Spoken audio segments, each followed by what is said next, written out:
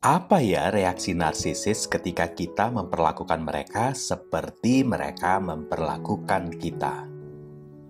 Kepada kenalan Dablek bin Sableng, saya pernah mencobanya berkali-kali. Saya nggak akan gubris chat atau teleponnya atau ajakannya. Baru saya balas beberapa hari kemudian.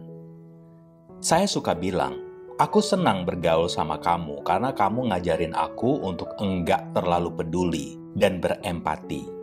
Atau, kamu tuh keseringan minta mulu deh, nggak pernah mau ngasih. Atau, percaya sama lo ya sama aja percaya kalau bumi itu datar. Atau, bergaul sama lo kayak bergelut dengan babi di lumpur.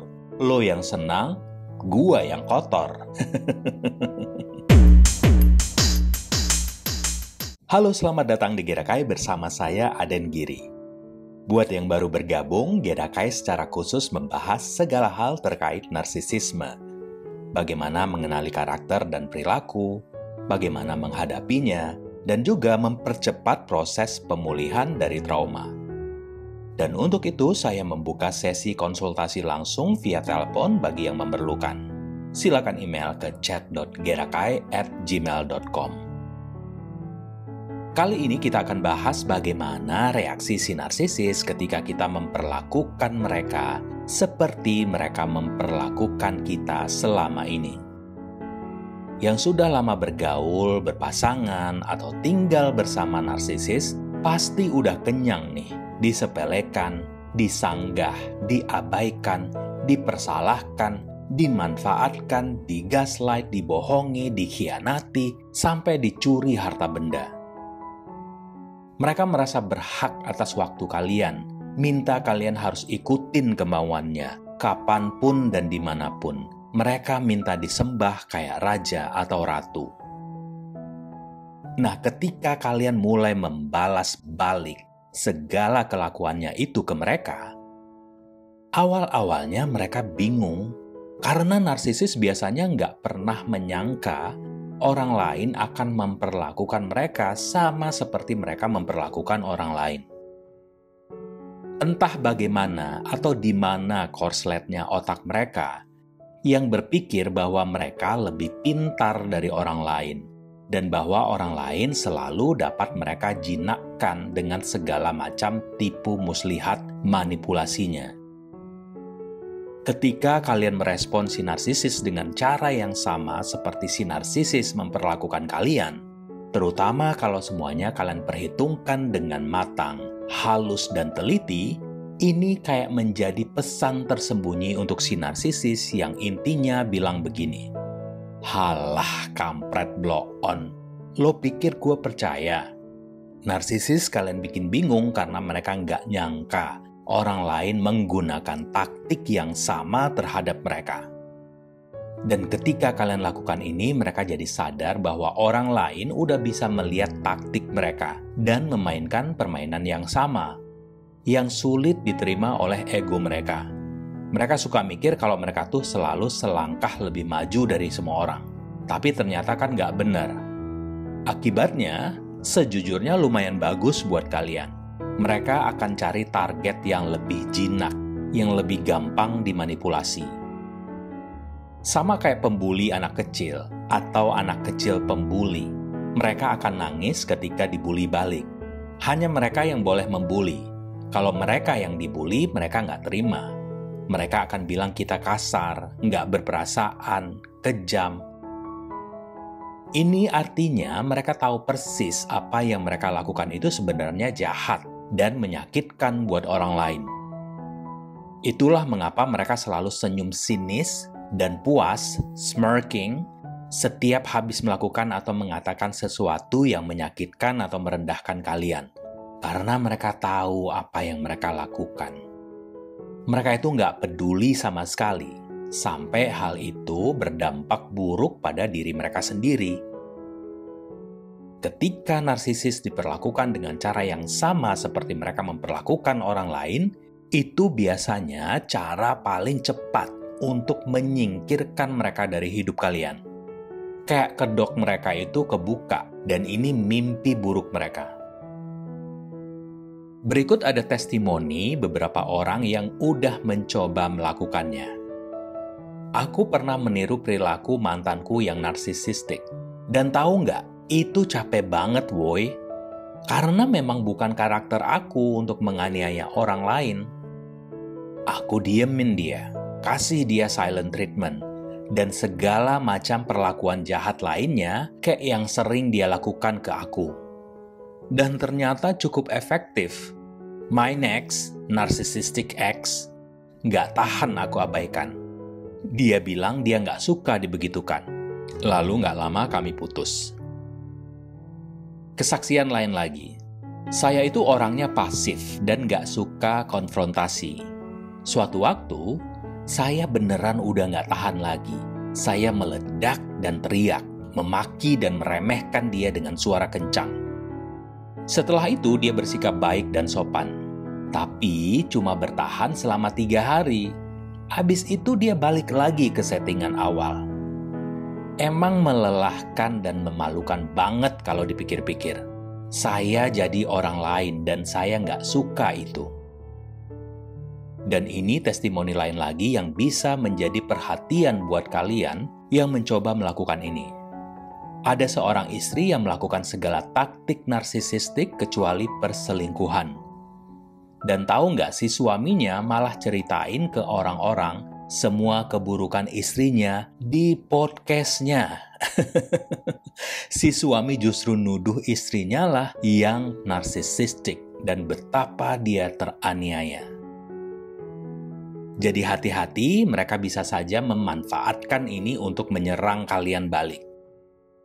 Pokoknya kalau kalian mau membalik keadaan, memperlakukan si narsisis seperti mereka memperlakukan kalian, ya siap-siap dengan segala resikonya. Kalian harus siapkan alibi, kenapa melakukan apa. Narsisis kan sangat amat licik. Mereka bisa mendokumentasikan semuanya dan menuduh kalianlah yang sinting dan jahat.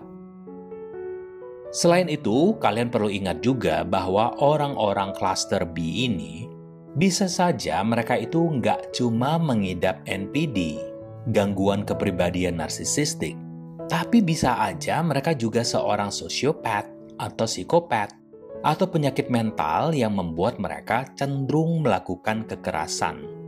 Mereka bisa menghukum kalian baik secara fisik maupun emosional. Nah, testimoni berikut, trigger warning buat kalian yang mengalami.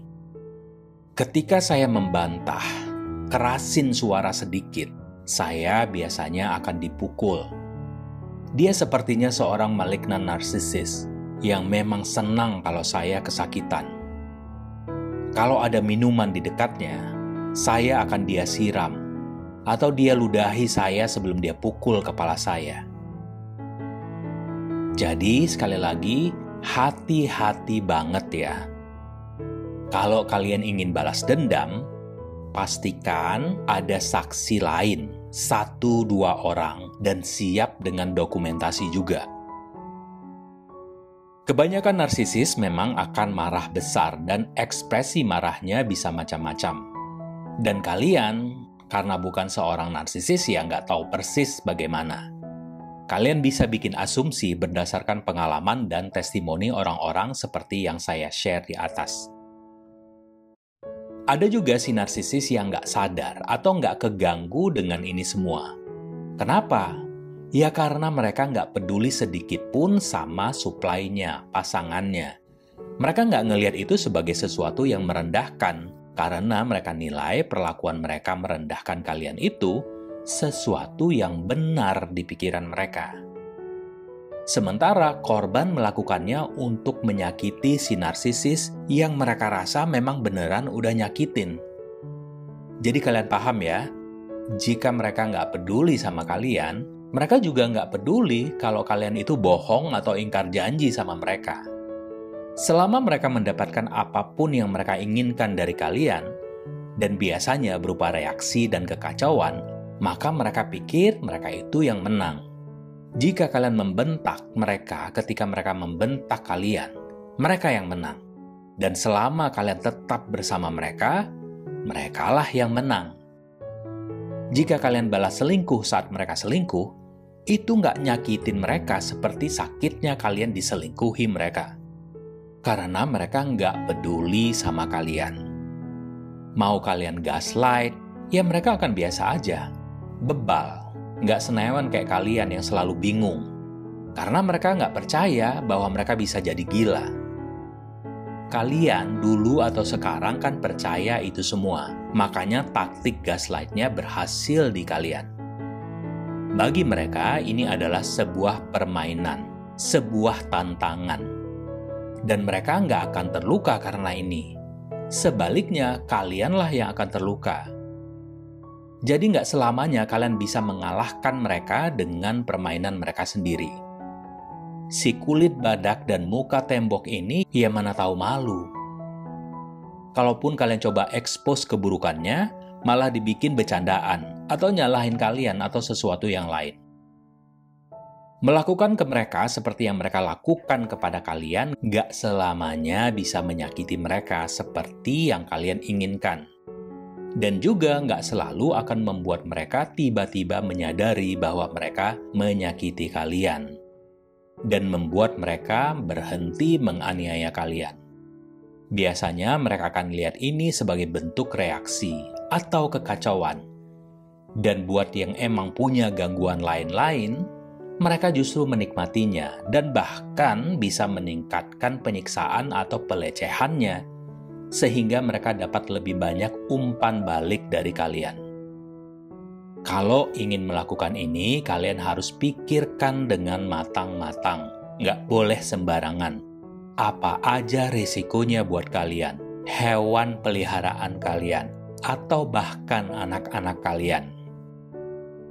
Kemungkinan kalian akan terluka, sakit hati 2 kali lipat karena terlibat dalam perilaku jahat kayak mereka. Apalagi kalau kalian adalah orang yang penyayang dan peduli. Kalian akan ngerasa gundah dan sedih karena udah sengaja menyakiti orang lain. Terutama jika orang tersebut adalah orang yang punya hubungan romantis dengan kalian. Kalau kalian mencobanya dengan atasan atau rekan kerja yang narsisistik, kemungkinan besar kalian akan kehilangan pekerjaan. Narsisis itu sangat pendendam, dan mereka sangat pintar membaca orang lain, sehingga mereka tahu apa yang akan menyakiti kalian.